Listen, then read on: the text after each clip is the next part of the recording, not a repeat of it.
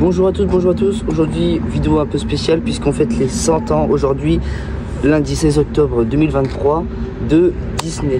Disney, c'est un empire quasiment et qui a réussi aussi à mettre une culture et avoir un esprit propre à chaque individu qui aime plus ou moins Disney. Alors c'est pour ça que dans cette vidéo, on va parler un petit peu des films qui a pu sortir, de l'évolution, de l'invention de Disney, de comment Walt Disney a pu s'implanter en France avec le parc que vous connaissez tous qui est là depuis 1993. On peut voir aussi la révolution woke qui a un peu changé lors de certains films. Enfin, on va essayer de faire un petit peu le tour de tous les sujets. Générique.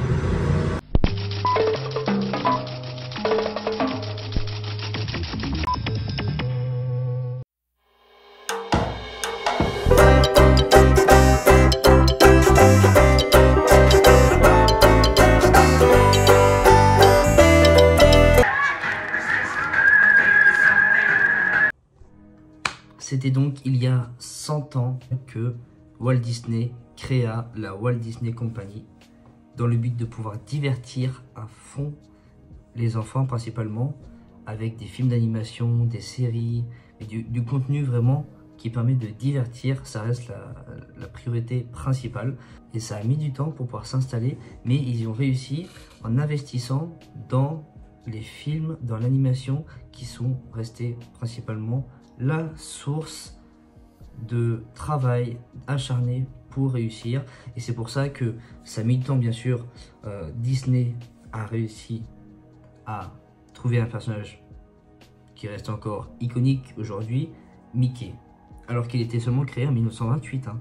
Donc quasiment presque 100 ans après, Mickey est quasiment un des principaux personnages de l'entreprise qui est devenue mondialement connue. Alors bien sûr, on connaîtra tous l'image de Mickey qui sifflote, mais bon, l'entreprise américaine commence à s'installer progressivement et en 1937 sort le premier film, Blanche-Neige et les 7 nains.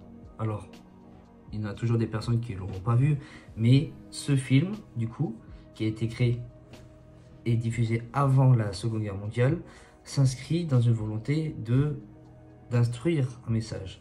Ils vont essayer de communiquer. C'est pas forcément un film d'animation comme ça.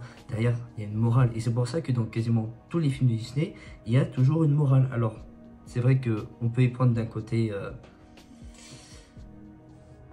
un peu de la propagande. Ça peut être, vous allez comprendre tout à l'heure dans la suite de la vidéo l'idéologie qui a essayé de s'installer aujourd'hui. Mais vous inquiétez pas, on prend le temps. Pour l'instant, on est dans l'invention de Disney et comment ça a vu le jour.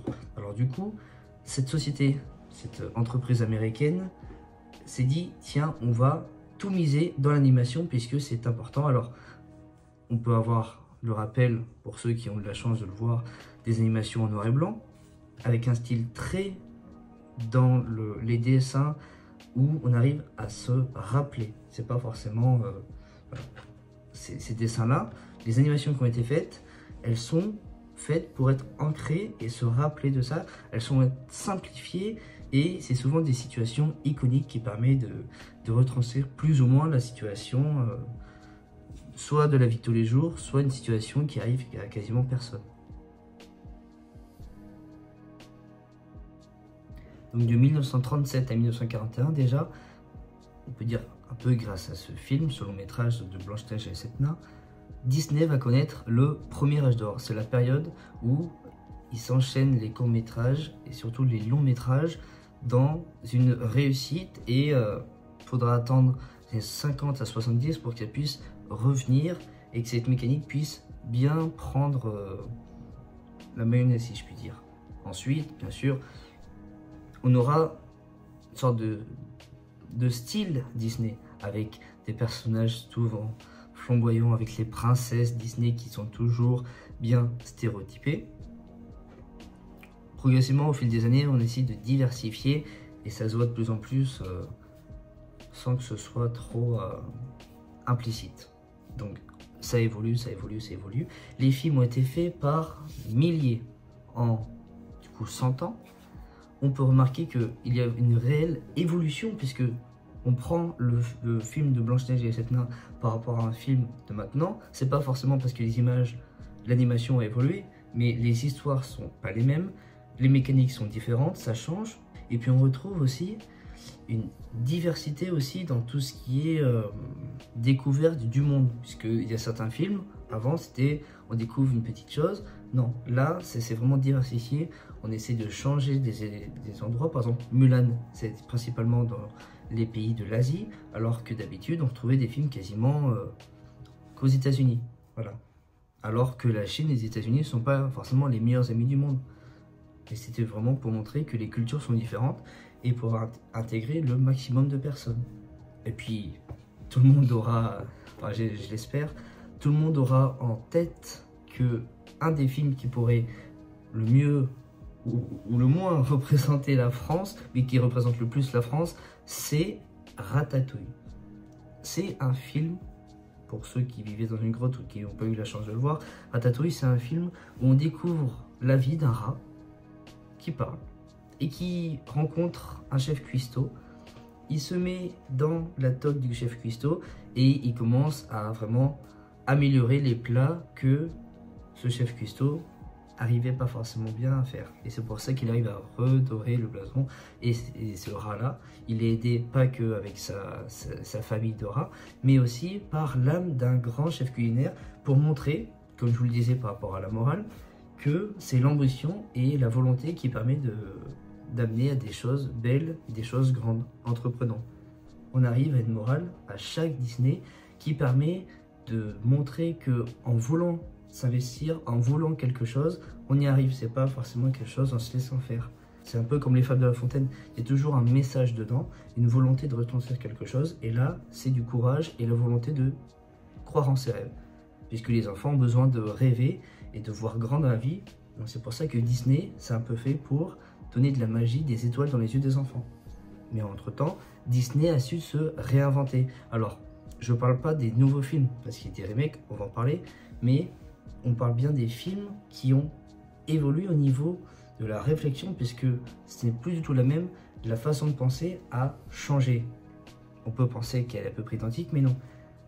Les personnages, certains, dans des nouveaux films, des suites de films, sont quasiment avec le même tempérament, et d'autres ont vraiment radicalement changé par rapport aux mœurs et aux idées qu'on a pu se faire.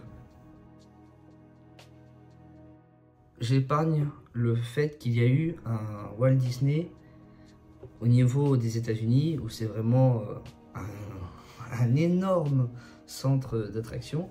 Non, là, je vous parle du Walt Disney France, Disneyland Paris.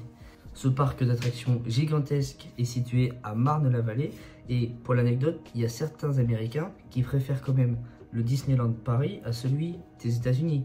Donc c'est vraiment pour dire que ça a été vraiment un centre qui donne vraiment l'envie, mais une envie dinguissime de s'y rendre, puisqu'on y retrouve, je vous parle par expérience, hein, le fait d'être passé à Disney juste le temps d'un week-end, on y découvre une sorte de mécanique et un environnement qui est propre à Disney, à Paris, à la France.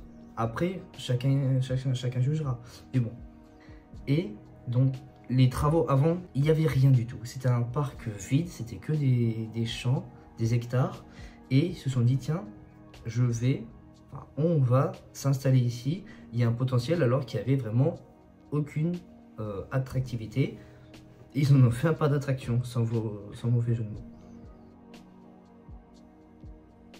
Venons-en à la période actuelle. Certains, je ne veux pas forcément diviser les personnes, hein. Chacun a son opinion. Je vous dis simplement que ça se remarque, hein, et on le voit totalement.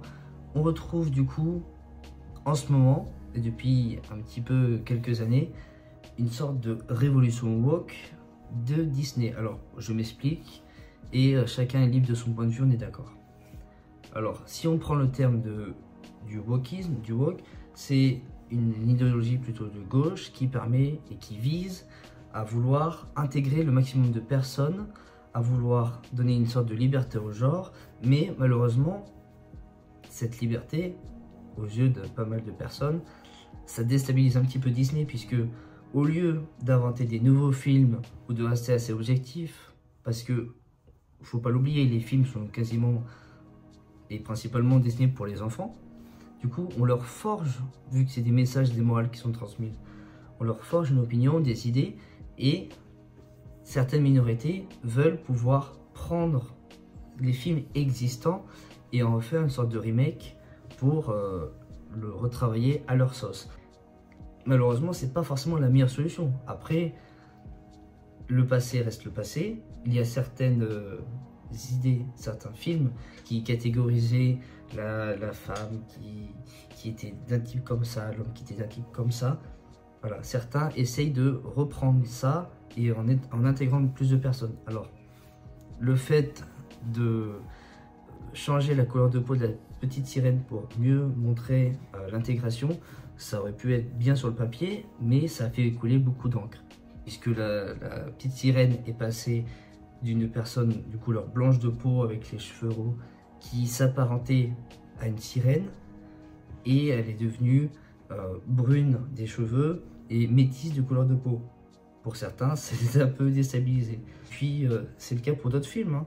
Mais bon, à part ça, il ne faut pas oublier le fait que Disney, pour le bien de certains comme le malheur des autres, a essayé de se mettre à la 3D, au live action, et c'est pour ça qu'on retrouve par exemple le Roi Lion, on l'a trouvé avec une première version, en animation comme on la connaît assez ancienne, et puis la nouvelle avec d'autres images. Certains films marchent avec, certains ne marchent pas d'autres. Et certains ne marchent pas de cette méthode.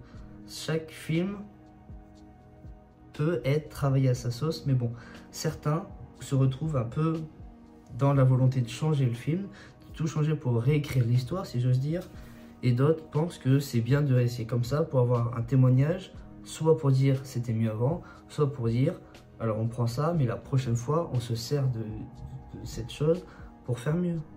Voilà. On est au mois d'octobre. Halloween arrive. Je ne dis pas ça parce que la prochaine vidéo parlera principalement d'Halloween, mais vraiment, Disney, en dehors, alors, l'expression c'est plus c'est gros, plus ça passe. Là, on peut dire que plus le rêve est grand, plus on peut s'inquiéter de ce qu'il y a derrière.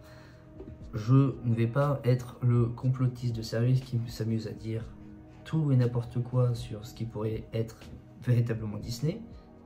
Le fait que ce soit tout beau, les belles princesses, les princes charmants, les films, les actions, les belles choses, comme tout se passe tellement bien. Plus quelque chose se passe bien, et plus on pense qu'il y a quelque chose qui se cache derrière. Alors, certains ont pu avoir l'occasion de penser que Disney cache certaines choses, surtout à Disneyland Paris, qui avait certaines faces cachées. Après, je vous laisserai vous documenter dessus, mais c'est vrai que certains en profitent pour le détourner. Malheureusement, quand on le retrouve à Halloween, ça peut être arrivé que Disney se retrouve par exemple avec Mickey. Mickey, qu'on pense que c'est un bon personnage et tout. Certains s'occupent de prendre des masques et on en profitait pour le détourner de leur sens premier. Donc c'est pour ça que c'est assez dangereux. C'est pas forcément une belle entreprise, un beau monde merveilleux, plein de rêves. Il y a aussi des aspects sombres et il faut faire hyper attention avec ça. La vidéo vient de se terminer, j'espère que vous avez pu apprécier. Je vous laisse liker, commenter, partager et vous abonner. C'est très important, ça fait gonfler la chaîne et surtout ça permet de ne pas suivre la suite de l'aventure. On se retrouve fin octobre pour un événement qui va dans l'actualité, qui va avec Halloween. On va parler de l'univers de Tim Burton et je pense que vous allez en découvrir plus que vous le pensiez. En attendant, c'était Nico, passez une bonne matinée pour les lève-tôt et une bonne soirée pour les couches tard. Ciao.